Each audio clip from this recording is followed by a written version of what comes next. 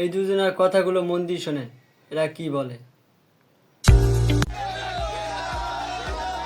বাংলাদেশি দাদা না আসলে না কলকাতা সব ভুকা মরে যাবে। ধসে পড়েছে কলকাতার ব্যবসা। দম্ভ দেখিয়ে ভারত বাংলাদেশকে যে শিক্ষা দিতে চেয়েছিল, উল্টো তারাই শিক্ষা পেয়ে গেছে।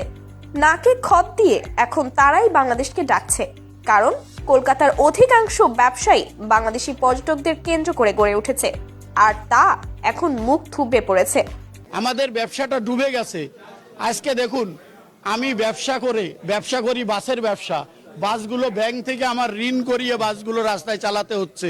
বিগত 4 মাস ধরে আমি ব্যাংকের কোনো ইএমআই দিতে পারছি না। বিশ্ব বাজারে যখন সকল দেশের মধ্যে আন্তঃসম্পর্ক নির্ভর করে বাণিজ্যের মাপকাঠির উপর, ঠিক তখন মোদী প্রশাসনের ভুলে ভারত হারাচ্ছে তাদের সবথেকে বড় আন্তর্জাতিক বাণিজ্য বাজার। ভারতের দ্বিতীয় রপ্তানিকারক দেশ হিসেবে বাংলাদেশ থেকে ভারতের সর্বোচ্চ রেমিটেন্স আসতো, যার পরিমাণ 16 বিলিয়ন বা 1600 কোটি ডলার।